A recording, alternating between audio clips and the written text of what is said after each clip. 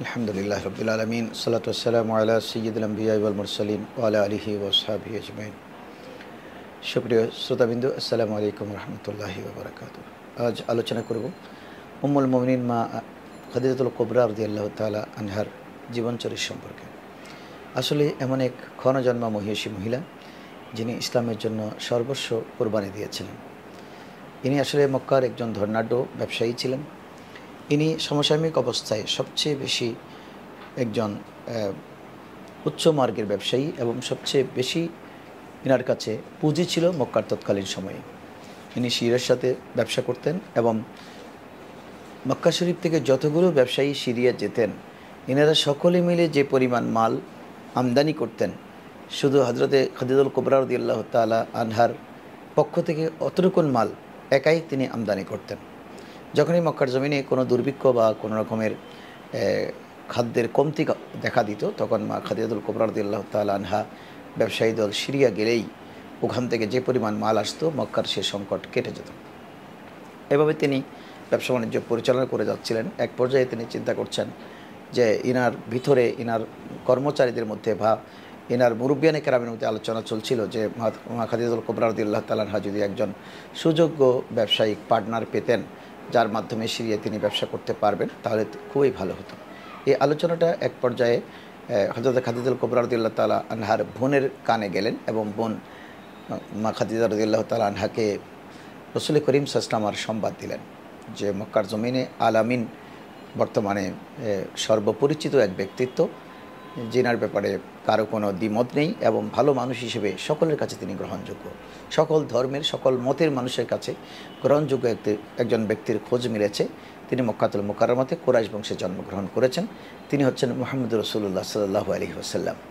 Inner কাছে inner ব্যবসায়ী পূর্বের অভিজ্ঞতা আছে, কারণ ইনি চাচার সাথে সিরিয়াতে একাধিকবার ব্যবসা বাণিজ্য পরিচালনা করবার জন্য সফরে গিয়েছিলেন এবং সেখানে যাবার পরে বুহাইরা নামক একজন পাদ্রী তাকে তার চাচাকে সতর্ক করেছিলেন যে আমি তো নবুয়তের সেই নূরানি সূর্য ইনার কপালেই দেখতে পাচ্ছিলাম, যিনি আখিরি জামানার নবী হবেন, আপনি সাবধানতার সাথে ইনাকে দেখভাল করে রাখবেন। এই শুভ সংবাদের সাথে যখন মা খাদিজাতুল কুবরা রাদিয়াল্লাহু তাআলা আনহা এই সংবাদটি ইনার কাছে পাঠালেন যে আপনাকে আমি ব্যবসায়িক পার্টনার নিয়োগ করতে চাই এবং আমার পক্ষ থেকে এই বিশাল ব্যবসা আপনি দেখভাল করবেন, এই প্রস্তাবনার সাথে যখন মুরব্বিয়ানে কেরাম তথা রাসূল করিম সাল্লাল্লাহু আলাইহি ওয়াসাল্লামের চাচাজান হযরত আবু তালেব, রাসূলের চাচাজান হযরত সাইয়্যিদনা হামজা রাদিয়াল্লাহু তাআলা আনহুর সাথে যখন আলোচনা হলো, ইনারাও কিন্তু সায় দিলেন। তবে সকলের ভিতরে একটি বিষয় কাজ করছিল যে ইনার ব্যাপারে তো বুহাইরা নামক সেই পাদ্রী সতর্ক করেছিলেন, বিষয়টা নিয়েও কিছুটা শঙ্কিত ছিলেন। এরপরেও সিদ্ধান্ত হলো যে খাদিজাতুল কুবরা রাদিয়াল্লাহু তাআলা আনহা প্রস্তাব পাঠালেন যে মুহাম্মদ রাসূলুল্লাহ সাল্লাল্লাহু আলাইহি ওয়াসাল্লাম যদি আমার ব্যবসায়িক দায়িত্ব গ্রহণ করেন, তাহলে আমি তাকে দ্বিগুণ মুনাফা দেব। অর্থাৎ আমার তো পার্টনার করে আমার যে ব্যবসায়ীর মুনাফা হবে তার অর্ধেক নয়, বরঞ্চ আমি তাকে দ্বিগুণ দেব এবং তার বাকি অংশটুকুন আমার কাছে থাকবে। আমি তাকে বেশি করে মুনাফা দেব উনি যদি রাজি হন। এতে করে হযরত রাসূল করিম সাল্লাল্লাহু আলাইহি ওয়াসাল্লাম রাজি হয়ে গেলেন, কারণ উনি চিন্তা করলেন এই সময়ে, কারণ নবুয়তের সেই নবুয়ত প্রকাশ করবার সময় কিন্তু ঘনিয়ে আসছে। খুব লক্ষ্য করবেন, এনার বয়স তখন 25 আর 15 বছর পরেই কিন্তু ওনাকে এক ঘাত প্রতিঘাতের মুখোমুখি হতে হবে, যখন তিনি এলান করবেন যে আমি আল্লাহ লা শরীক আল্লাহর পক্ষ থেকে আখিরি জামানার নবী হয়ে দুনিয়ার জমিনে তশরিফ এনেছি। একথা চিন্তা করে ইনি রাজি হয়ে গেলেন, ব্যবসা পরিচালনা করলেন, প্রচুর লাভ হলো এবং অত্যন্ত আমানতদারির সাথে সে ব্যবসা পরিচালনা করতে শুরু করলেন। এরই মাঝে যে একটা প্রস্তাবনা উঠে আসলো যে মা খাদিজাতুল কুবরা রাদিয়াল্লাহু তাআলা আনহার কাছে ইনার আত্মীয়স্বজন প্রস্তাব দিলেন যে রাসূল করিম সাল্লাল্লাহু আলাইহি ওয়াসাল্লামের সাথে ওনার শাদী মুবারক সংগঠিত করবার জন্য। রাসূল করিম সাল্লাল্লাহু আলাইহি ওয়াসাল্লাম এটা প্রথমে হয়তো মেনে নেওয়ার মতো পরিবেশ তিনি তখন দেখেননি, কারণ চিন্তা করেছেন যে উনি এই অবস্থায় মক্কার জমিনে কীরকম অবস্থান হবে, সিচুয়েশন কী হবে যে আমি এই প্রস্তাব মেনে নেওয়ার পরে। কিন্তু মুরব্বিয়ানে কেরামের সাথে আলোচনা করবার পরে হযরতে আবু তালেব, হযরতে আমির হামজা রাদিয়াল্লাহু তাআলা আনহু সহ সমস্ত মুরব্বীরা যখন আলোচনা করলেন, তখন উভয় পক্ষের সম্মতিতে এই বিয়ে সংগঠিত হওয়ার পরে একমত হলেন। দেখুন, রাসূল করিম সাল্লাল্লাহু আলাইহি ওয়াসাল্লামের এই বিয়েটি কিন্তু সামাজিকভাবে সংগঠিত হয়েছে। রাসূল করিম সাল্লাল্লাহু আলাইহি ওয়াসাল্লামের পূর্বপুরুষদের সকলেরই, আদম আলাইহিস সালাম থেকে একদম আব্দুল্লাহ রাদিয়াল্লাহু তাআলা আনহু পর্যন্ত, মা আমিনা খাতুন পর্যন্ত সকলের বিয়ে কিন্তু সামাজিকভাবে। কারো বিয়ে কিন্তু ব্যক্তিগত পরিচয় বা ব্যক্তিগতভাবে সংগঠিত হয়নি। মা খাদিজা রাদিয়াল্লাহু তাআলা আনহা প্রস্তাব দিয়েছেন, কিন্তু এটা একেবারে সামাজিক সমস্ত রীতিনীতি পালন করে উভয় পক্ষের মুরব্বীদের সম্মতিতে সেই বিয়ে সংগঠিত হয়। এবং এই বিয়ে সংগঠিত হবার জন্য যখন মুরব্বীরা একত্রিত হয়, দেখুন রাসূল করিম সাল্লাল্লাহু আলাইহি তখন 500 স্বর্ণ মুদ্রা অর্থাৎ 500 দিনার মোহরানা ধার্য করেছিলেন। 500 স্বর্ণ মুদ্রা অর্থাৎ 500 দিনার, 500 দিরহাম নয়, রূপ্য মুদ্রা নয়। সেই অবস্থায় এটা করে দেওয়ার পরে মা খাদিজাতুল কুবরা রাদিয়াল্লাহু তাআলা আনহা উভয় পক্ষকে দাওয়াত দিলেন এবং উভয় পক্ষের জন্য ইনি আজিমুশান একটা ভোজের ব্যবস্থা করলেন ইনার পক্ষ থেকে। এটা কিন্তু স্বেচ্ছায়। আমাদের দেশে একটা কথা আছে যে আমরা অনেক সময় কোনটা যৌতুক কোনটা ওলিমা সেটার মধ্যে ফারাক করতে গিয়ে আমরা একটা বিভেদ করে ফেলি যে মেয়ের বাড়িতে কোনো খাওয়া দাওয়ার ইন্তজাম করা যাবে না। না, মেয়ের বাবা যদি স্বেচ্ছায়, ওনার তৌফিক আছে, কেউ ওনাকে প্রেশার ক্রিয়েট করেননি যে আমাদের 500 জন খাওয়াতে হবে, আমাদের এই মেনু দিতে হবে। সেক্ষেত্রে কিন্তু মেয়ের বাবা যদি মনে করে আপনারা মেহমান আসবেন আমার বাড়িতে, আমার তৌফিক আছে, আপনাদের পক্ষ থেকে কোনো দাবি দাওয়া নাই, কিন্তু আমি খাওয়াবো, তাতে কিন্তু কোনো অসুবিধা নেই। ইসলামে সেটা আমাদের একদম বরযাত্রী প্রথা একেবারে হারাম। কখন হারাম হবে সেটা কিন্তু আমরা গভীরে কখনো যেয়ে দেখি নি। মেয়ের বাবা যদি চাই যে আপনারা 100 জন লোক আমার এখানে খাবেন, মানুষকে খাওয়াতে তো কোনো বাধা নেই, ইসলামে কোনো বাধা দিয়েছে? আপনারা মেহমান আসবেন, খাবেন, হ্যাঁ ওলিমা আপনাদের বাড়িতে হবে।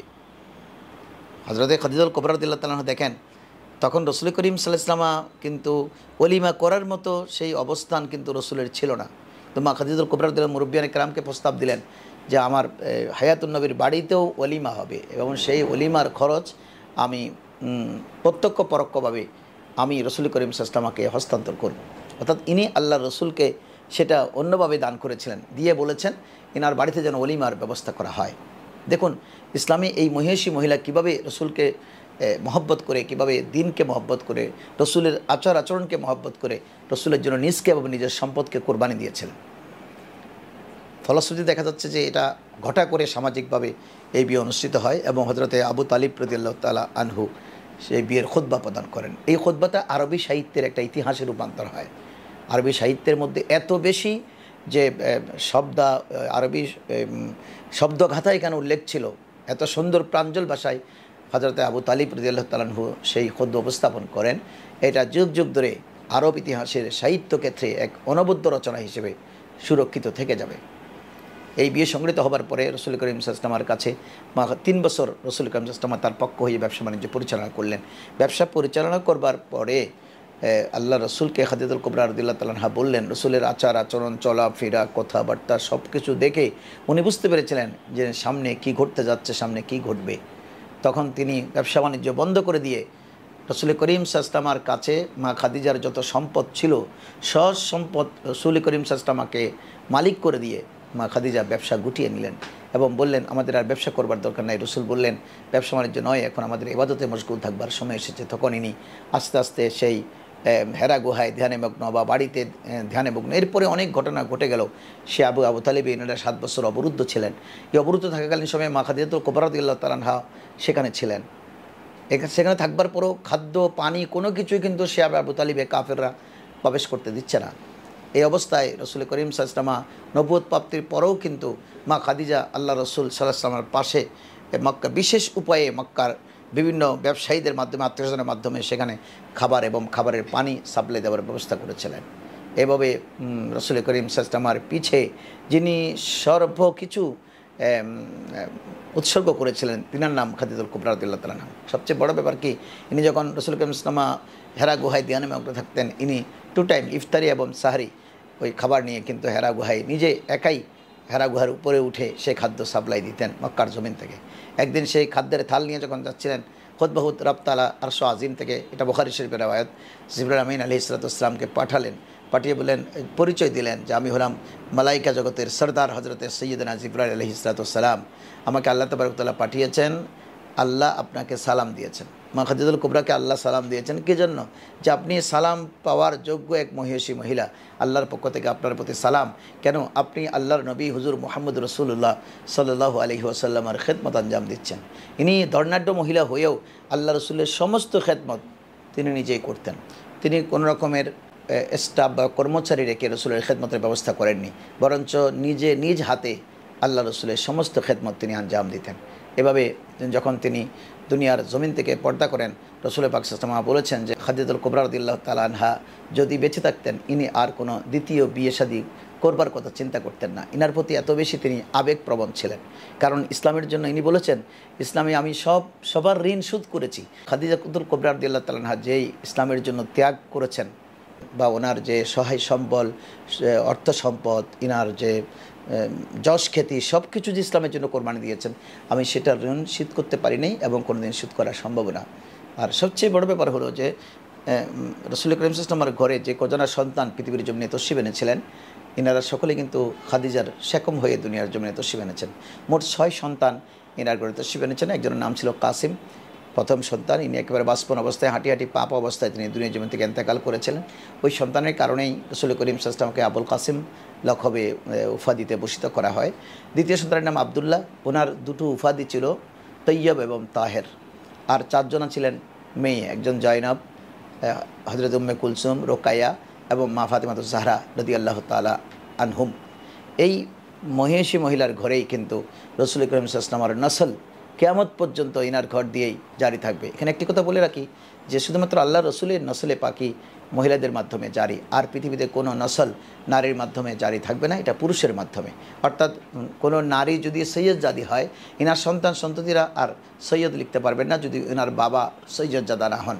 এই বিষয়টি আমাদেরকে মনে রাখতে হবে। এটা হযরতে সৈয়দনা ফাতিমাতুজ জাহরা তথা খাদিজাতুল কুবরার করে যারা তশরিফ এনেছেন, এনাদের জন্য এটা হুসুসি পায়গাম ছিল। আল্লাহ তাবারক ওয়া তাআলা মা খাদিজাতুল কুবরা রাদিয়াল্লাহু তাআলা আনহার মহিষী জীবনকে অনুসরণ করে আমাদের নারী জাতিকে এগিয়ে যাবার তৌফিক দিক। আমিন। আসসালামু আলাইকুম ওয়া রাহমাতুল্লাহি ওয়া বারাকাতুহু।